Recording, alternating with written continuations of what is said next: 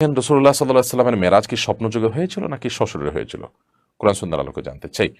ভাই ফুয়াদ মাহমুদ, নবী করিম সাল্লাল্লাহু আলাইহি ওয়াসাল্লামের মেরাজ স্বপ্নে হয়েছে নাকি রূহ এবং আত্মার জগতে বা আত্মিকভাবে হয়েছে নাকি সশরীরে হয়েছে?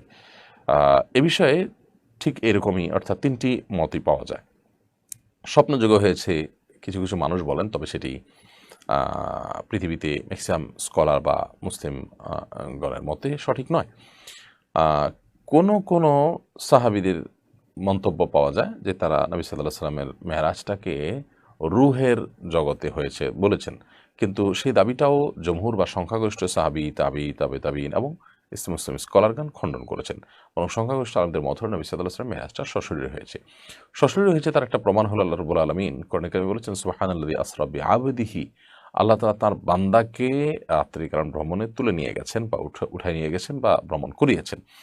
তো এই যে রাত্রিকালীন ভ্রমণে আল্লাহ তাআলা তার বান্দাকে নিয়ে গেছেন, এইটা বলার মানে বান্দা বলতে কারোর আত্মাকে বোঝায় না, বান্দা বলতে পুরো শরীর সহ গোটা মানুষটাকে বোঝায়।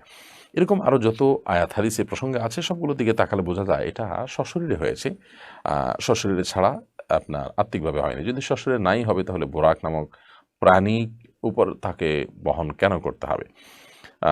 এটার উপরে চড়ে কেন তিনি যেতে হবে যদি আত্মিকভাবে হয়? আত্মিকভাবে যাওয়ার জন্য তো এগুলোর প্রয়োজন হয় না। সবচেয়ে বড় কথা হলো যে আত্মিকভাবে কিংবা আপনার স্বপ্নজগৎ যদি হতো তাহলে নবী সাল্লাল্লাহু আলাইহি ওয়াসাল্লামের এটা মিরাকলের ব্যাপার থাকতো না। স্বপ্নজগৎ তো আমরাও অনেকে অনেক কিছু দেখতে পারি, সম্ভব সব জাহান্নাম বা অনেক কিছু দেখতে পারি। তার সেই ঘটনাটা মিরাকল ছিল এবং সেটাকে অস্বীকার করেছিল মক্কার মুশরিকরা। সেটা কেন হয়েছে? যদি স্বপ্নযোগে হতো তাহলে তো এটাকে কেউ অস্বীকার করার কোনো কারণ থাকতো না। বিধায় নবী সাল্লাল্লাহু আলাইহি ওয়াসাল্লামের মেরাজ সশরীরে হয়েছে, এটি হলো অধিকতর গ্রহণযোগ্য মত এবং সংখ্যাগরিষ্ঠ আলেমদের মত।